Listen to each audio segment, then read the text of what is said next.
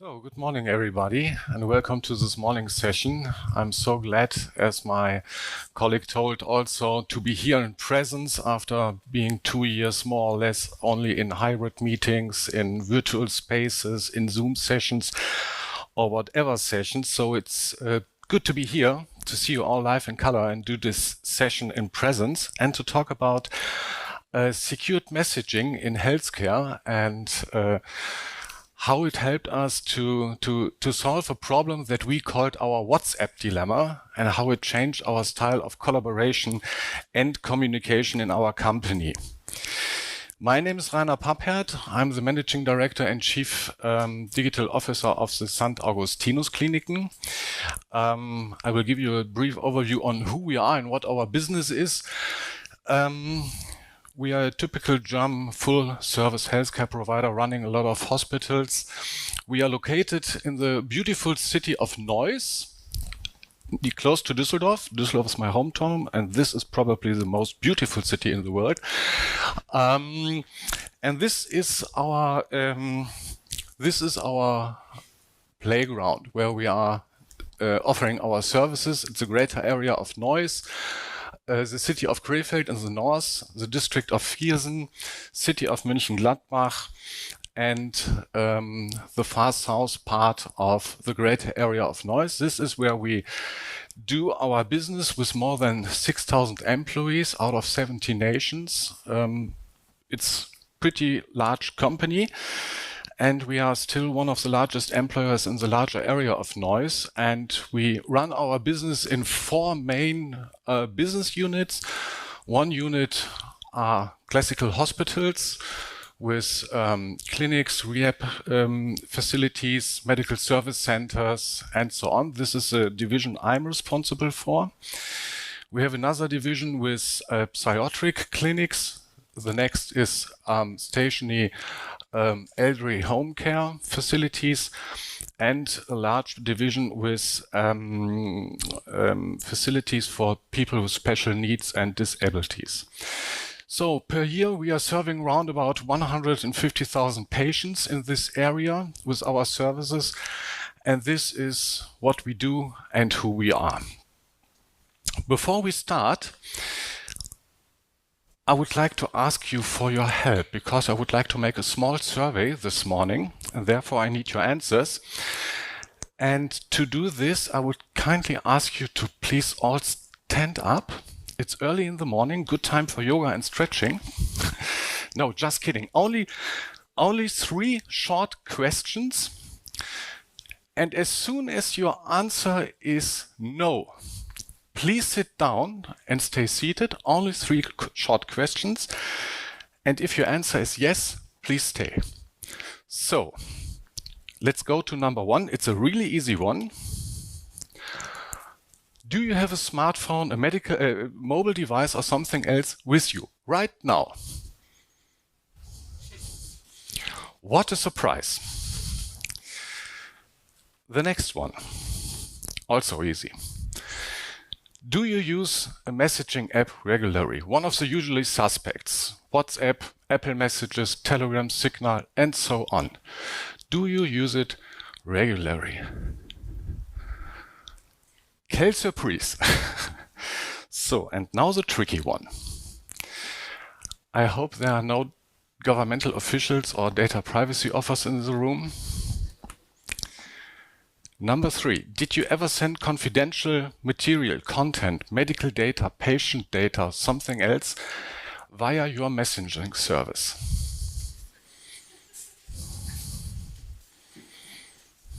I'm standing also. Okay, I think this is 1/4 of the room. So we might remember 25% overall, rule of thumb. So thank you very much. Please sit down. 25% of the people in this room telling or saying that they did send confidential material over a messaging service, probably an unsecured messaging service. And now imagine what will happen when you transfer this result of our small survey this morning to a much more larger organization with 6,000 employees doing healthcare business, getting in touch with confidential material 24/7. This means a big problem, and this is what we called our WhatsApp dilemma. And as we discover this problem in our organization, we soon found out that we are not the only one on the planet with this problem, because in the UK, there was a study at the NHS saying that every third doctor sent patient data via unsecured messaging apps. And it's not a surprise to see the results. They are pretty similar to that what we've seen just a minute ago, that nearly everybody has a smartphone or a smartphone and a tablet and use messaging apps. And the big problem is this. We had around about 25%. It's very close to here that doctors in the UK say they send confidential patient data via their messaging service, 37%. This is the first problem. Nurses a little bit less. But the second big problem was the data is still saved on the mobile device. And this is a really big problem. And this was the same to our organization. And this is what we called our WhatsApp dilemma. Because we discovered all those usually suspects, WhatsApp, Slack, and you name it, they was used in our organization. And exactly with this problem, we shared confidential data on unsecured services. So some years ago, we saw a huge demand for a secured messaging service by many reasons. First of all, as always, in Germany, the regulation problem with GDPR, data privacy, and all those stuffs. We already knew that we have 2 hospitals in Germany caught with a financial penalty because they used WhatsApp, and unfortunately, a doctor sent patient data to the wrong recipient. The feedback was a financial penalty from more than 100,000 euros, and this was quite nice because normally this penalty had been 800,000 euros. Only by sending one-time secured data on WhatsApp to the wrong recipient, and this is a big problem. So we had to solve this problem in terms of regulation. The next one, and this was, sorry for saying that, but it was the pain in the ass for us. How to communicate with 6,000 people in an organization like ours. With so many different jobs. We have people working at desktops, with PCs, with laptops, with everything, but we have also a lot of people in the organization. For example, catering service, or facility management, or a cleaning department. They never ever use in their daily business a computer. They might even not have a personal email account. So how reach out to them and to communicate with them? This was a big problem for us. And to send letters with paper wasn't first choice. So we want to find a way how to communicate with those people in our organization on a digital way, paperless, and seamlessly across all platforms. It doesn't make sense to have a system that's only running on iOS or is only running on Windows. We want to communicate across all platforms, no matter what it is, Android, iOS, Apple Watch, Windows, Mac, all systems. You can say we want a communication across all those platforms. And what also was on our wish list, we want this look and feel what WhatsApp had, because it's always magic when you introduce a new software to your company. Everybody's yelling for 2 days training, they need a manual, they need everything.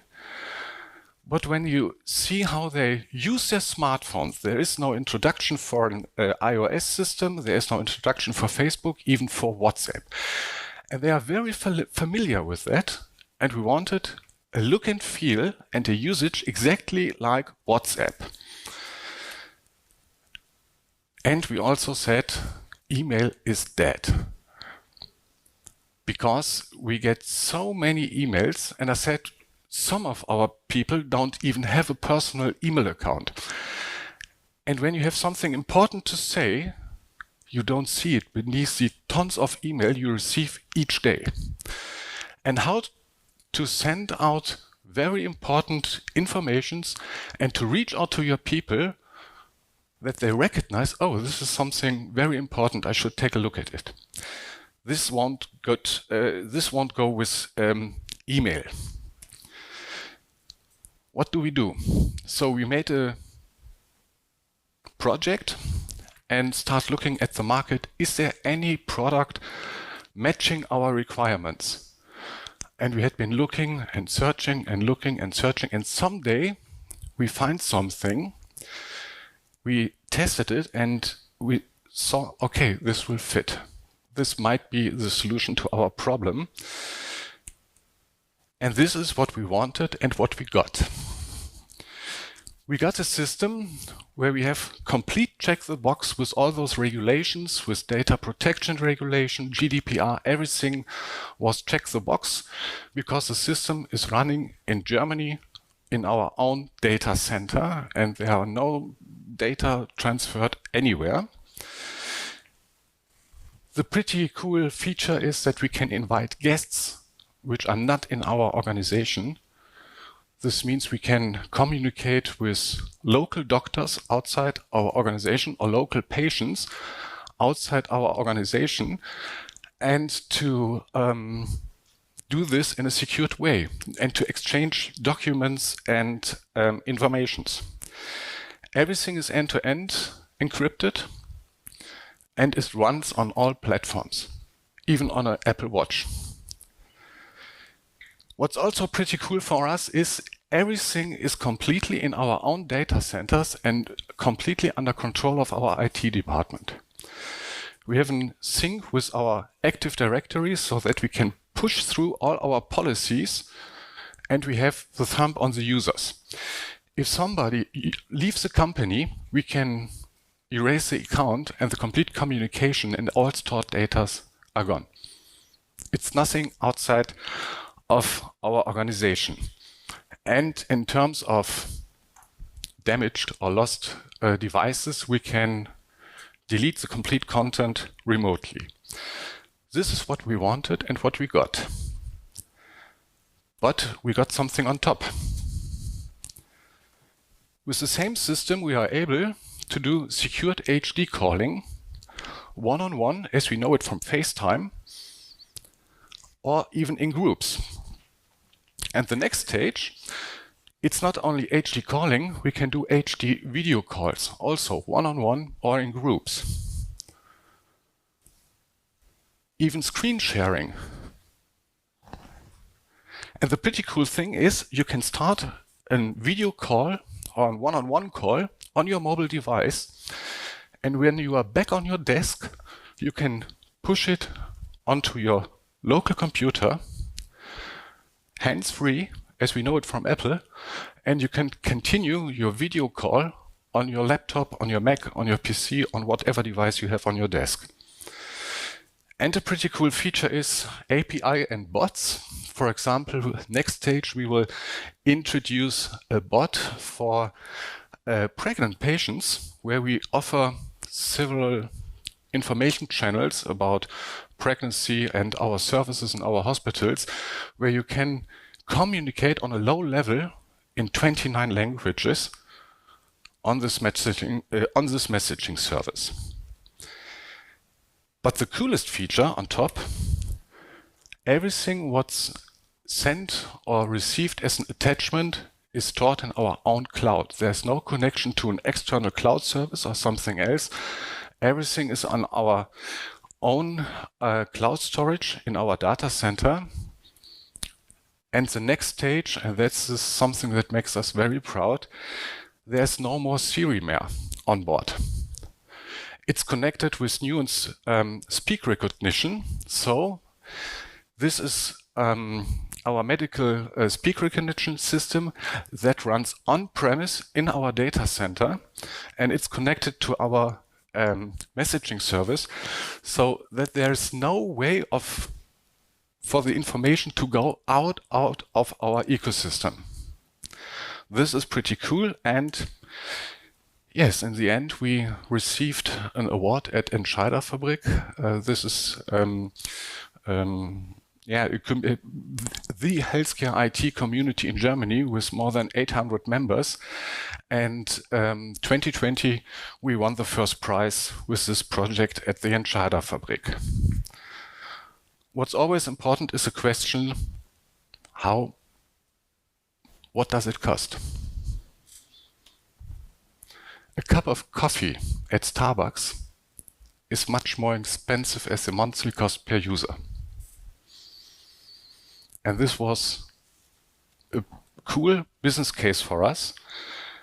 And so we go out and introduce the system, roll it out in 2019 in times, and this is important because we will get it on it later, in times when nobody of us knows anything about COVID-19. I have some screenshots to give you a small impression how it looked like. We talk about the look and feel of WhatsApp. Yes, the only difference, it is red, not green. But in the end, the usage is exactly the same. We have complete control by our centralized IT department on users, on privilege, and we can push through all our policies about users and guests. And this is a feature, I will come to that later, broadcast messaging. This was also very important for us to send one message out to the complete organization at once, or to specific groups, or even to have emergency calls for a special facility or for the complete organization.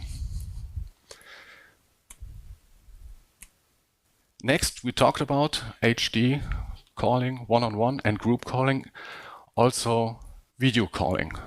In times of COVID-19 was this pretty cool to have a quick call with some colleagues without using Teams or anything else on your mobile phone or on any device you use. And screen sharing, of course.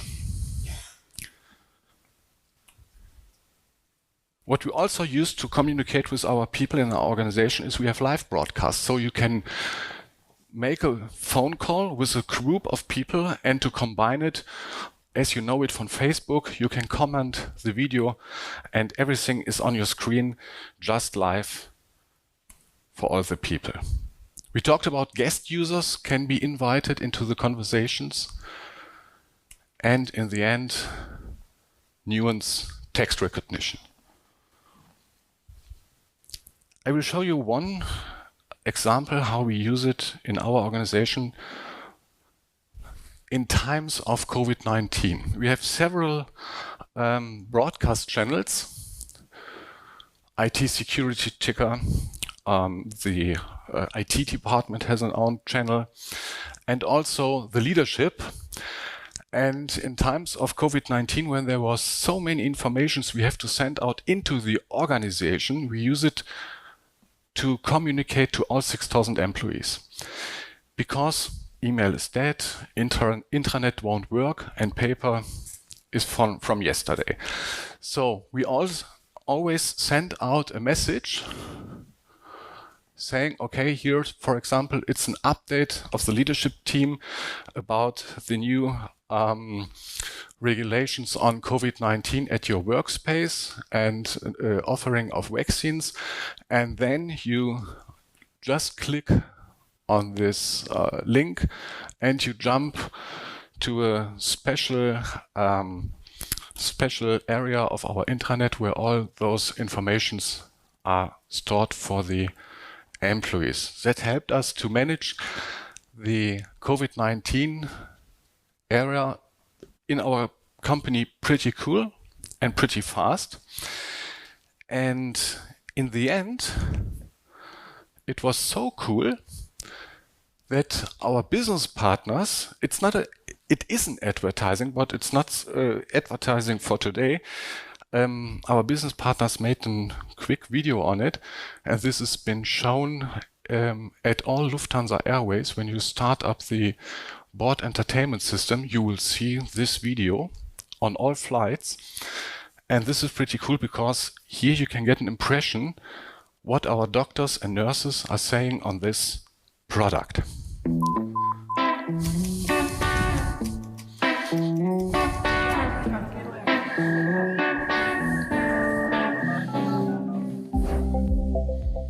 In der St. Augustinus-Gruppe haben wir uns für das Team Telekom und Netzwerk entschieden. Wir legen viel Wert auf eine interne, moderne Kommunikation über Messaging-Dienste, aber das bitte ohne Risiken und Nebenwirkungen. Mit 5.600 Mitarbeitenden in unseren Unternehmensbereichen, da wird sehr, sehr viel intern kommuniziert. Die Corona-Pandemie-Situation hat es notwendig gemacht, die ortsunabhängige, unmittelbare Kommunikation schlagartig zu erhöhen. Die Kommunikation auf den Stationen untereinander zwischen Ärzten und Pflegenden musste deutlich intensiviert werden. Netzwerk bringt sehr viele Vorteile intern. Wir haben die Möglichkeit, einzeln untereinander als auch in Gruppen zu kommunizieren. Und es wird von der Belegschaft auch sehr gut angenommen.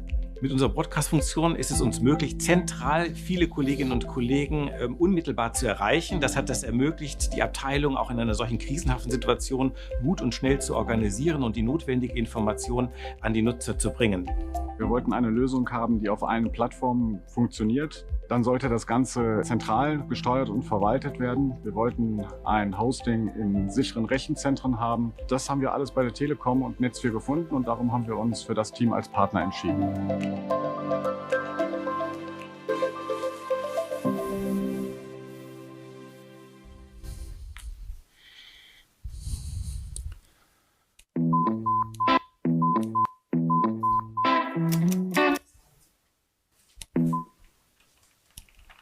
So. A typical presentation of a technical tool will probably end at this point. But as I said a few minutes ago, I would also talk about how we used this system in our fight against COVID-19. And this is a story I will tell you right now in the last minutes.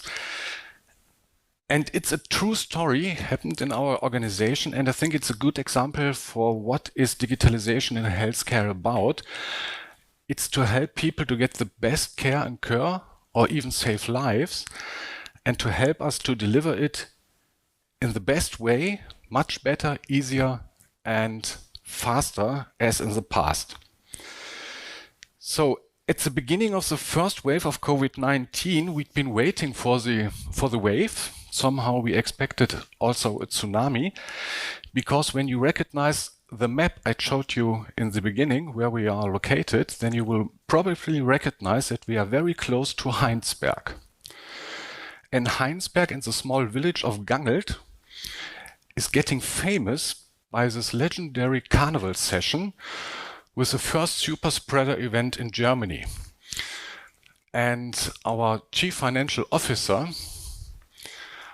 was on this carnival session, and this legendary patient is his best friend and neighbor, and he stood on stage with him arm in arm.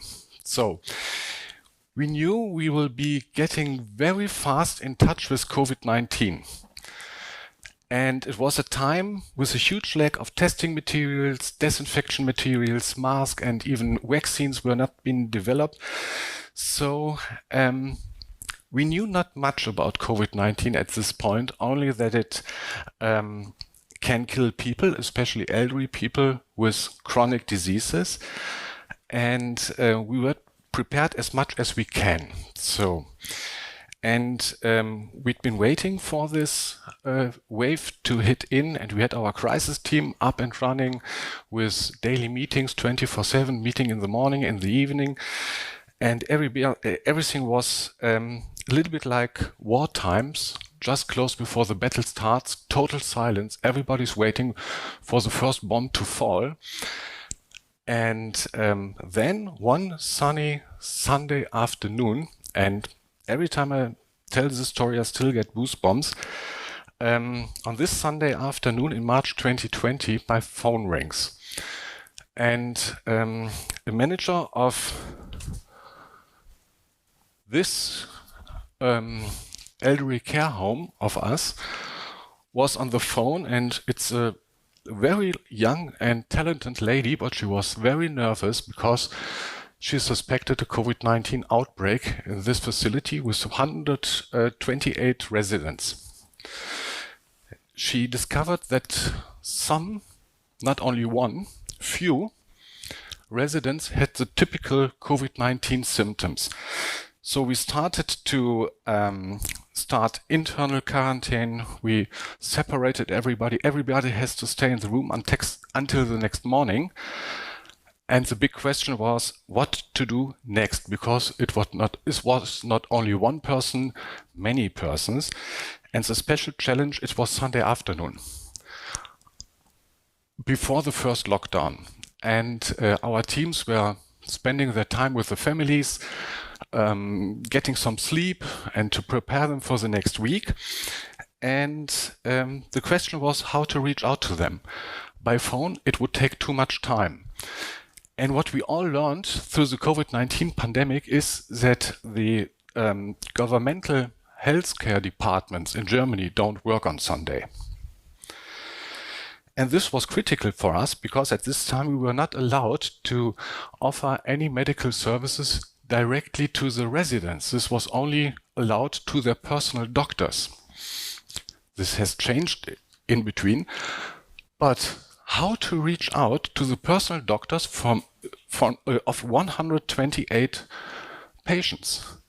And it's not a good idea to have probably 50 doctors or more jumping around in a facility with a COVID-19 outbreak, because this had been one of the biggest super spreader events, probably. So the big question was what to do. We had to make a decision, and in the leadership team we decided to break the rules, and we said, okay, we will test all people by ourselves and also all our employees in this facility. And we started a chat group in our messaging service and put all responsible people in, head of logistics, head of IT, managing and medical directors of the nearest hospital, and all members of our crisis team, and so on. We sent a shopping list out of all the people, equipment and materials we need on site latest 6 a.m. next morning. And everything was organized only by this chat group, and this was magic. No email, no phone call, everything was organized with our messaging service, and all responsible sub-teams opened up their own chat group to organize everything we need. And the pretty cool fact was that everybody that jumped into the conversation at a later point mustn't be briefed on what was discussed before, because you can see the complete timeline and conversation, what has been discussed before. And that helped us to save valuable time and made us very fast in our progress. And the biggest surprise was that the style of communication had changed immediately. In seconds, hierarchies in our companies built over years and years was wiped away in seconds. A nurse was directly communicating with the CEO. The IT service desk was texting with the medical director in a very strong, pure and clear style, something what never ever had been possible by phone or by email. And what did we do? IT department set up clinical workspaces in this facility, connected via VPN to our hospital. We had card readers for the health insurance cards. We had connection to our laboratories. Everything was done. Logistic and service department organized 300 test kits in a time where test kits were not easy to get, as masks and so on. The medical director rearranged the working list for the next day and sent a team of nurses and doctors. Marketing and communication was briefed and in standby for any reaction in press or social media, and another team took care of the relatives of the residents to inform them firsthand. The funny thing was our legal department was hunting the local director of the healthcare department of the city, but they didn't succeed. And this was the only task open at 10 a.m. Sunday evening. So next morning, 6 a.m., everything was up and running, and we started with a testing series, 128 residents, 160 employees. And our legal team decided to drive to the office of the local healthcare director to catch him. They were waiting there since 7 a.m. and they caught him at 9:30 when he arrived at his office. So at 11:30 everything was done. 286 tests, results 26 COVID-19 positive people. And now we had a clue how to manage the outbreak. We could start medical treatment. Some of the positive people had bad progress with heavy complications and had to stay at hospitals. But in the end, nobody passed away. So, and one major reason was that we detected the outbreak so fast, and we can start medical treatment on very early stage, and time and speed was crucial to us, and our messaging service helped us to get this speed and to save time. In 2019, when we roll out our messaging service, we never thought of that this service will help us and support us in our fight against COVID-19. And we also never thought about that this, in the end, could probably save lives. We looked for a tool that helped us to communicate in an easy way, fast with our people in a GDPR regulation environment. And as I told you, in the end, we'd never thought that this will help us to save lives. So that should be enough for this morning. Our name giver Augustinus said, "In you must burn what you want to ignite in others."